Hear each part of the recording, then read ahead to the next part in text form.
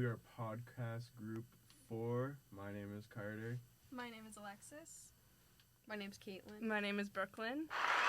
And today we're going to be talking about why a world state is inevitable by Dr. Alexander Wendt, and also a world state debate featuring Wendt and Dr. Timothy Burns. Our additional reading was Wendt's violation of the constructivist policy, agency, and why world state is not inevitable, / agency, teleology, and the world state, a reply to Shannon. All three of the scholars we're going to be looking at today are all political science professors. So the key argument of Wendt's paper is he believes that a end state, which will be a world state, is a teleological argument, which means that it's driven by the end result and not as much the processes. These processes can be intentional or non-intentional, but he believes nevertheless they are directed towards a result and end-directed. He uses that term.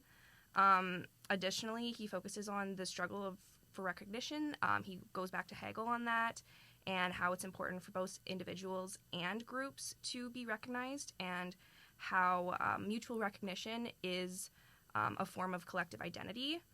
Additionally, he focuses on the need for security and how in today's day and age, with the technology that we have, warfare is not safe for either side, and it's not really rational to continue to wage war under these circumstances. Awesome. I think a big question for me, at least, while reading it, was the argument of agency and whether if it is inevitable that we are going to have a world state, do we have agency? Do societies and states have agency in the fact this is going to happen? When mentions we still do, didn't really compel me as much. I don't know about you guys. How do you guys feel about that?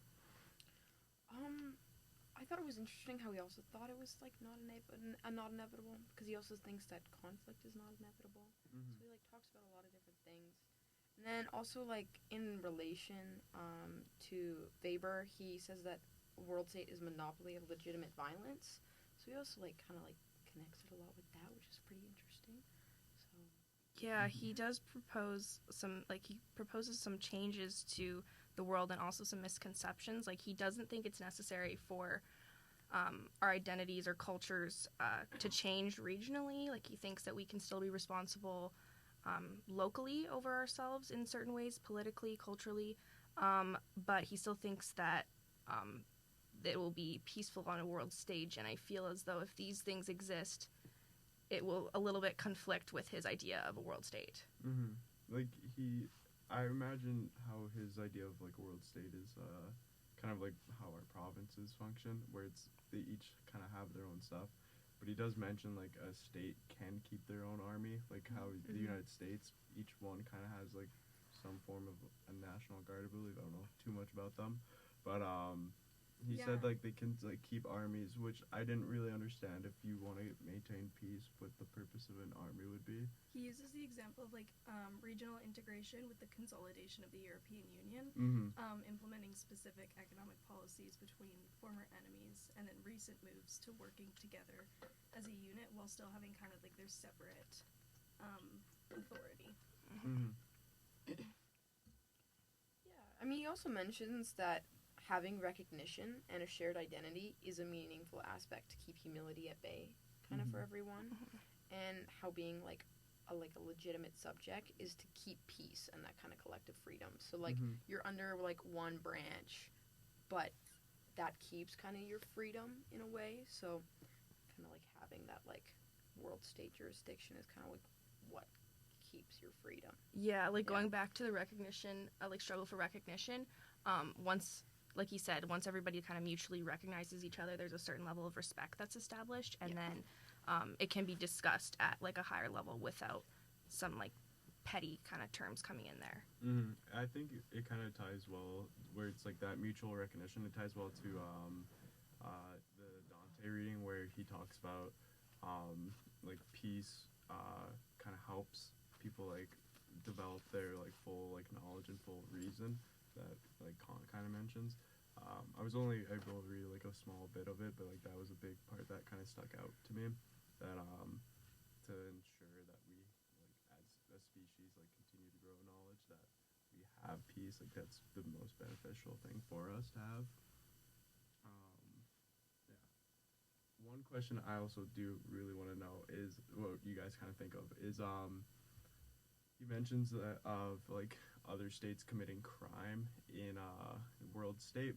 I didn't I couldn't imagine what that would look like, whether that would just be like two countries waging a war against each other and then the rest have to like kind of pull them apart, or if it would be like say a white collar crime, or if it's actual violence that he's kind of talking about. I couldn't like. What do you guys imagine like the crime would look like in a world state?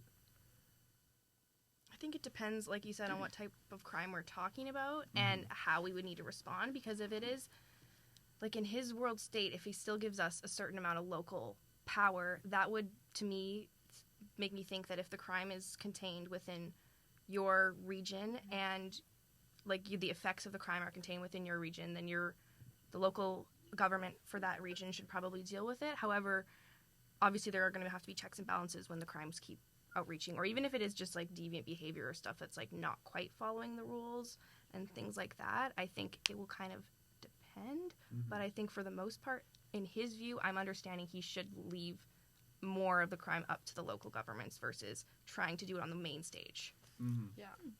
I think it only talked about like trading policies and like actual foreign events that would be dealt with by the global government. Yes. However, he completely kept like the regional aspects separate. So I think if it was just like a regular based crime, it would just be done by regional, similar to what we have now.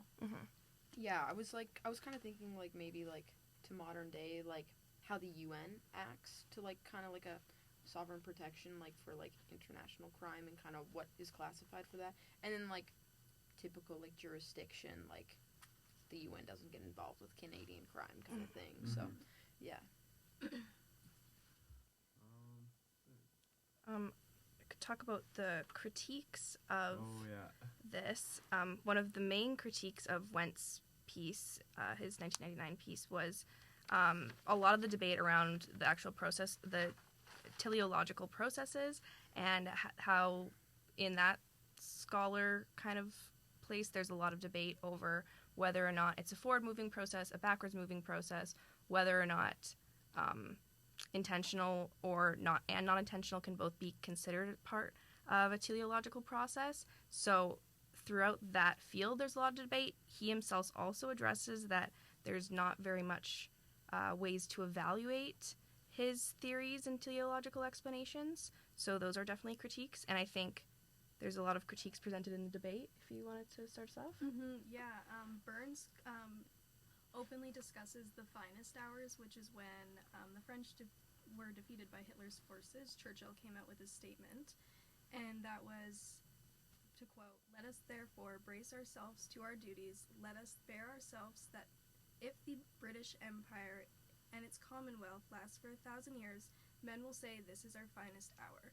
And he basically claims that there lacks like a deep patriotic sense of something exciting, and life lacks meaning if all of us are going to follow a similar ideology and follow the despotism that could be a global state. Burns, like, quite notably, to me at least, like a very like Nietzschean approach in which he doesn't want like I found his argument more of that if there was a world state there would be what do you call it, like the last man. I know this is more of a political theory idea, but I don't know, that kind of struck out to me a bit more. I don't know, I didn't really enjoy Burns' counter arguments at all. No, I felt like he was too focused on identity and didn't focus on like global sovereignty. Yeah, where like he kept having arguments about like identity and like more of like any leftist ideas he really did not like. He took the most extreme approach of it and didn't try to find any nuance arguments, I found. So it kind of like weakened his points to me. What do you guys think? I do agree. I think that like he did have some like good points initially, like, but I definitely got lost in his language about the progressive politics and identity and things like that. And I do think that Wendt definitely does have like there is some good critique in that the world state could become despotic and that we could. And I understand that he also, the citizens living for like basically a patriotic kind of sense that he had is also important to him.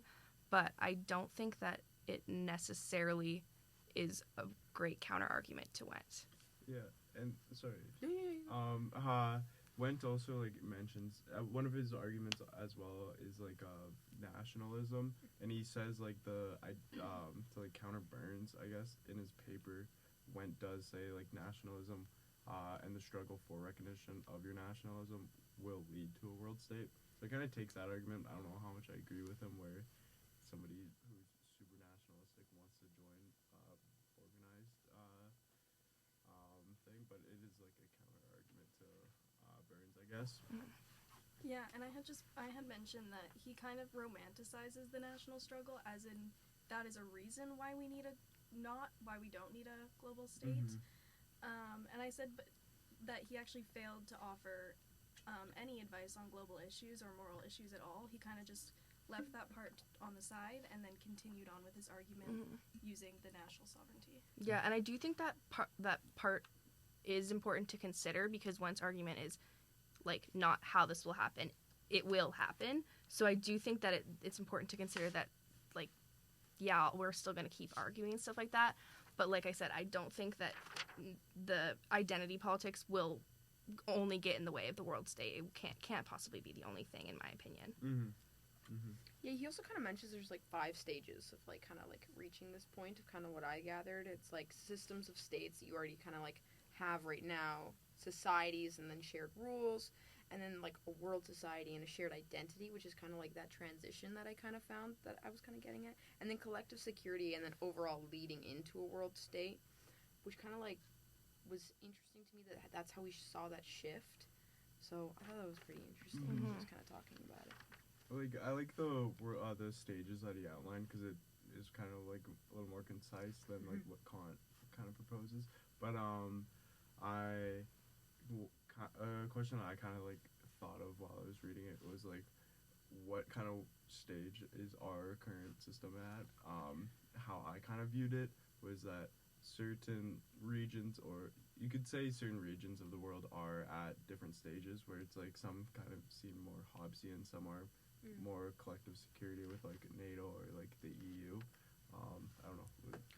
No, like I totally agree with that point. I think like you can like look at like places in Europe that are like they're in NATO, they're in the UN, and they're in the EU, that are like definitely at like a higher like collective identity, and then like maybe somewhere like Russia where like there's nothing, like they're kind of their own entity.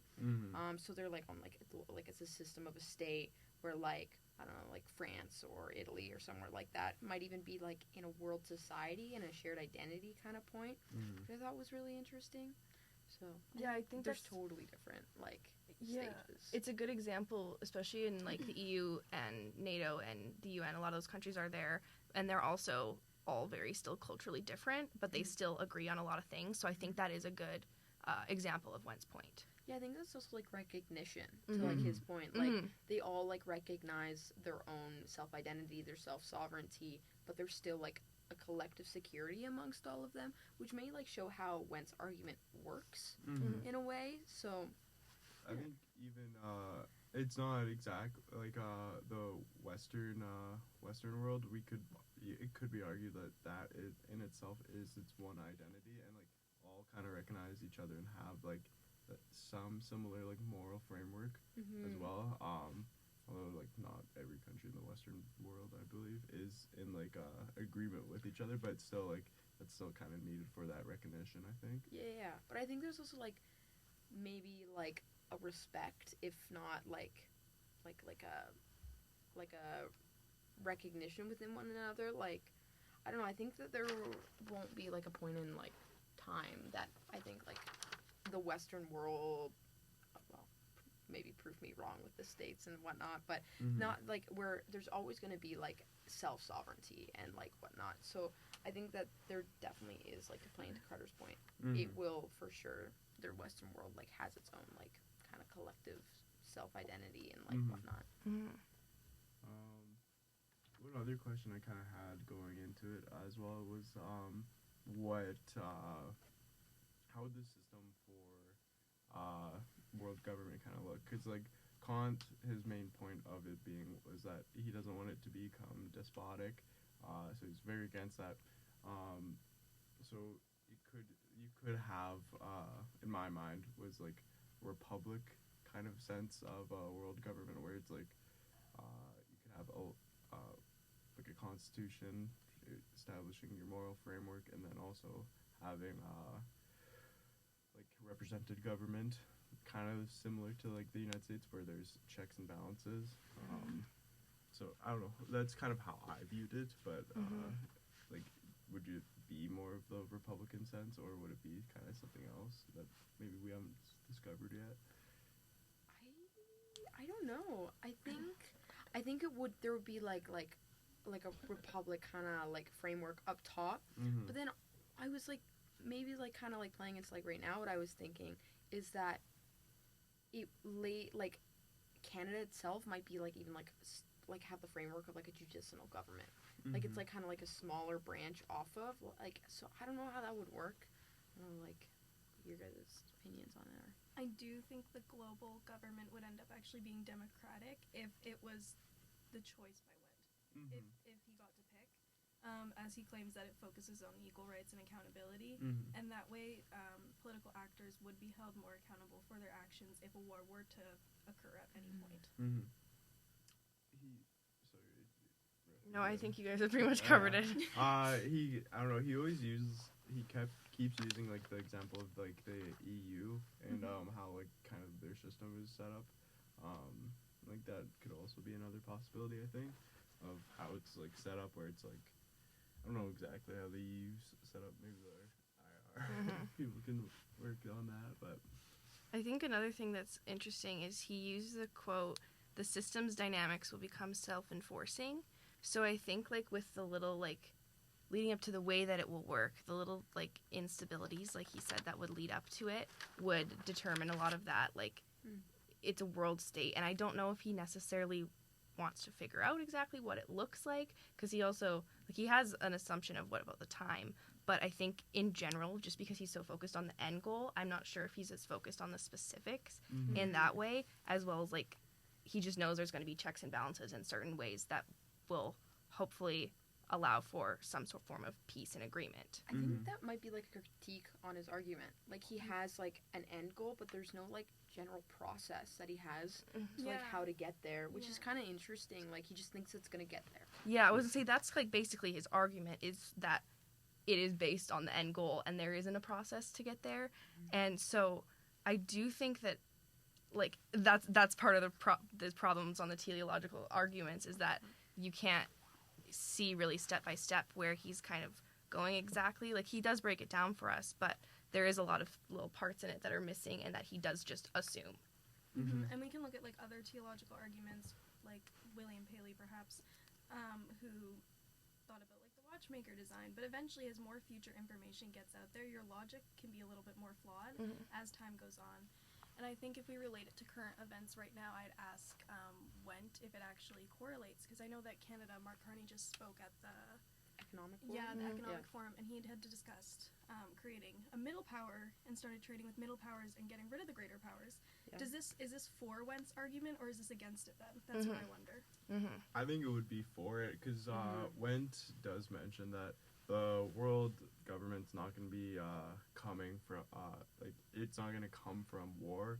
It's going to be like these smaller arguments, and like he kind of mentions, I remember in his paper, that he believes that like smaller powers are going to start like agreeing to be more cohesive together and less reliant on like one large power like the United States or China.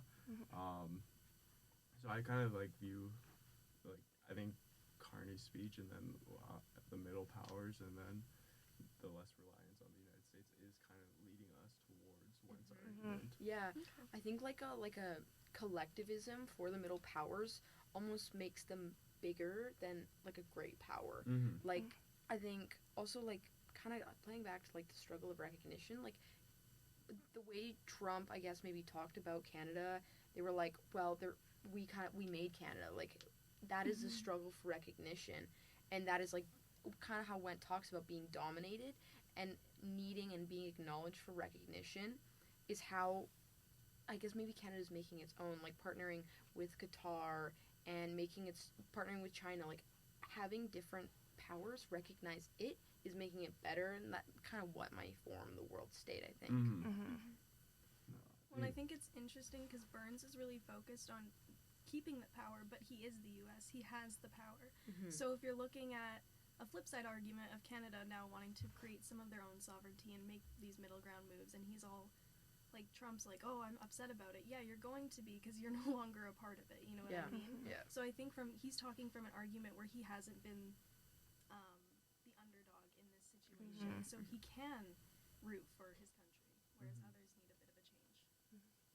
And I think it kind of leads into more of Wendt's argument where it's like, I feel like, from what I remember, he did argue like great powers are gonna be against this, but eventually like they're gonna have to cave into it.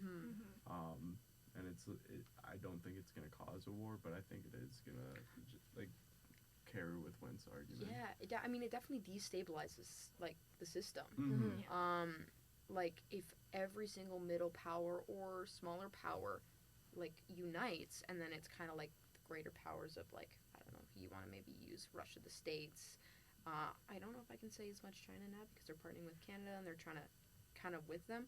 Like it almost like bruises an ego in a way, and like they have to recognize maybe for themselves that they are as equal to everyone else. Yeah, and speaking in current events, Trump actively said he would not use force to get his way. Yeah. So it makes you wonder what will go on, what trades will go on, what tariffs will go up, Yeah. and how will this directly play into what Wendt has predicted. Yeah, and I think that plays into his discussion around the security dilemma too, because now like great powers can't really be making moves without kind of the thought of mutually assured destruction in the background and the cost of human life that war would take between two so-called liberalized nations. So I think that, yeah, the security in now today's day and age, we're kind of almost seeing it play out. Then, I'm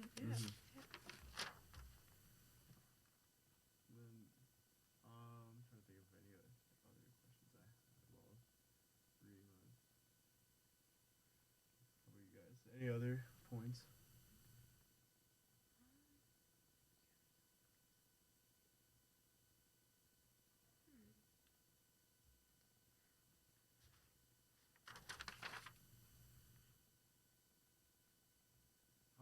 I guess also Menschmeers, is that how you Mearsheimer.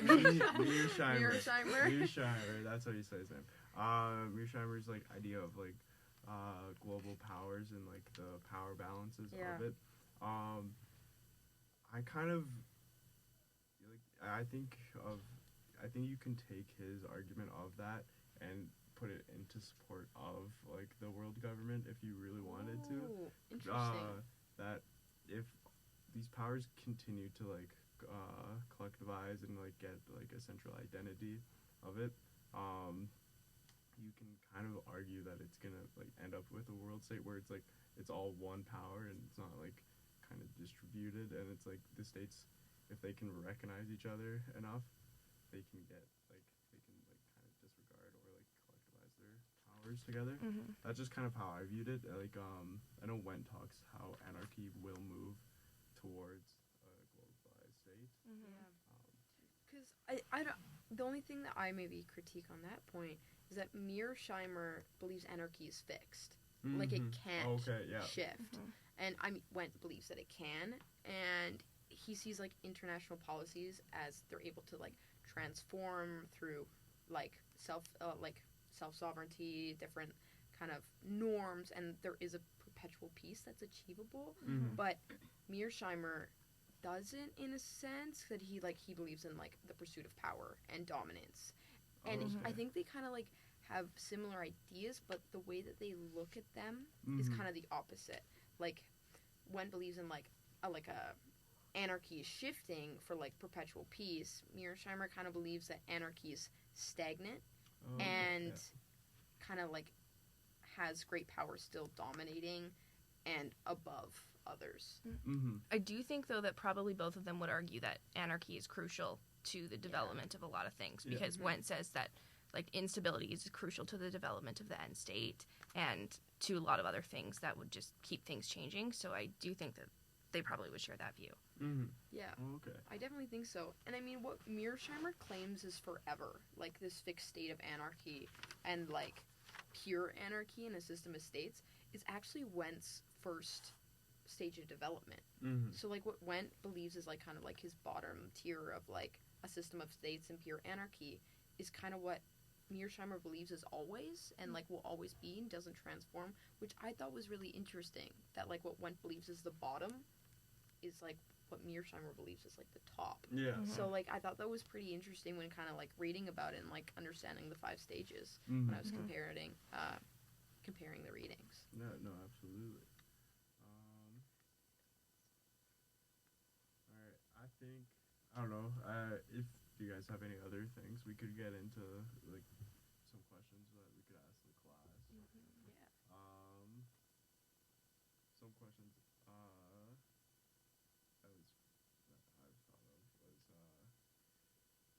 I think, well, we kind of touched on it a bit, but Went says that great powers would eventually need to have the need to be recognized from like the upcoming state. I think that's a good question to see other people's perspectives, whether that's true, if it is or not. And then I'm looking at most of my questions I've thought of, but you didn't answer it. I guess this one. Kant calls for federation of states. How is it similar and or different from Wendt's world state? I guess, yeah. I would also, any sort of critiques or additions on our comments about Burns, because of, I thought that there could have been some interesting questions. Did you have any questions you thought about? Yeah, I mean, we brought up the current example of the Economic Forum. I'm just curious if anyone else has any other examples in current society that maybe go for or against this argument. I think maybe also one I have is, what other readings do they think compare and like contrast or like may relate that kind of we've gone through, like how it may relate to like Thucydides and kind of whatnot. So kind of also just to, like get a general comparison of where all the readings we've done so far, like not just Mearsheimer, Kant, and Wendt. That's something else I would kind of wonder and kind of want them to play into.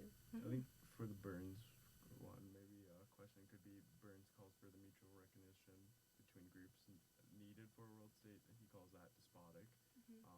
Just kind of seeing where people think is whether that claim is true or not. Yeah.